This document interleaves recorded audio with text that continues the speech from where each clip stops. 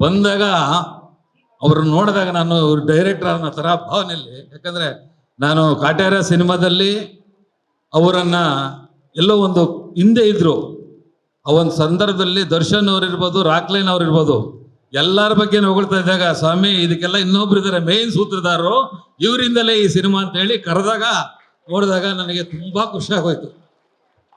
ಬಂದು ಹೇಳಿದಿಷ್ಟೇ, ಸರ್ ಸುಮಾರು ವರ್ಷದಿಂದ 1.5 ವರ್ಷದಿಂದ ಇದ್ರ ಬಗ್ಗೆ ನಾನು ಮಾಡಬೇಕು ಅಂತ ಹೇಳಿ ಹಗಲು ರಾತ್ರಿ ನಾನು ವರ್ಕ್ ಮಾಡಿದ್ದೀನಿ ಸರ್. ನಮಗೆ ಪ್ರೊಡ್ಯೂಸರ್ ಇದ್ರು ಅಲ್ರಿ, ಅವರೇನೆ ಎಲ್ಲ, ಜಗದೀಶ್ ಸರ್ ಅವರು, ಹೀರೋಯಿನ್ ಇರ್ಬೋದು, ಹೀರೋ ಸರ್ ಇರ್ಬೋದು, ಎಲ್ಲರನ್ನು ಕಾಂಬಿನೇಷನ್ ಸೆಟ್ ಮಾಡ್ಕೊಂಡು ಸಿನಿಮಾ ಮಾಡಬೇಕು ಅಂತ ಹೇಳಿದ್ರು.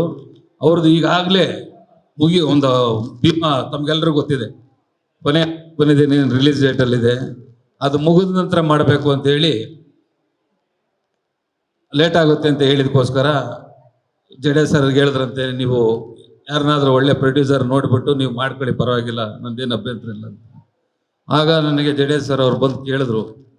ಅವಾಗ ನಾನು ಯಾರ್ದು ಅಂತ ಹೇಳ್ತಿದ್ದಂಗೆ ವಿಜಯ್ ಸರ್ ಅಂತಿದ್ದಂಗೆ ನಮ್ಮ ಅವರು, ಯಾಕಂದ್ರೆ ಅವ್ರ ಮನೆಗೆ ಹೋದಂಥ ಸಂದರ್ಭದಲ್ಲಿ ಊಟ ತರಿಸ್ಬಿಟ್ಟು ಹೇಳ್ಬಾರ್ದು ಅದನ್ನ, ಅಷ್ಟು ಒಂದು ಇದ್ರಾಗ ನೋಡ್ಕೊಂಡು ಕಳಿಸಿದ್ರು ನನಗೆ. ಸರ್ ನಂದು ಋಣ ಇದೆ ಸರ್, ಯಾವತ್ತೋ ಮಾಡ್ಬೇಕಾಯ್ತು, ಅವರು ನಾನು ನಮ್ಮ ಬ್ಯಾನರ್ ಅಲ್ಲೇ ಅಂತ ಹೇಳಿದೆ. ವಿಜಯ್ ಸರ್ಗೆ ಹೋಗಿ ಹೇಳಿದ್ರಂತೆ, ತುಂಬ ಖುಷಿ ಪಟ್ರು ಅವ್ರನ್ನು, ನನಗೂ ತುಂಬ ಇಷ್ಟ ಆಯಿತು.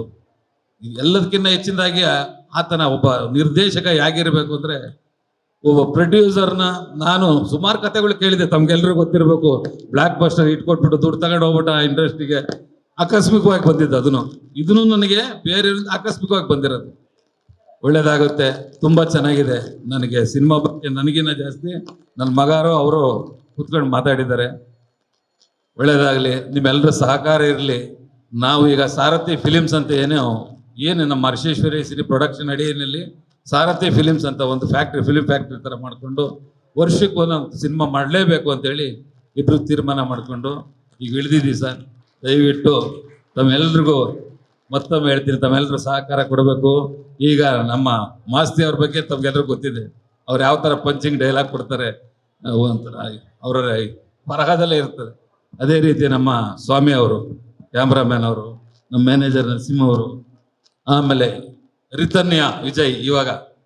ಇವತ್ತು ಯಾರೋ ಒಬ್ಬ ಹೀರೋ ತನ್ನ ಮಗಳನ್ನ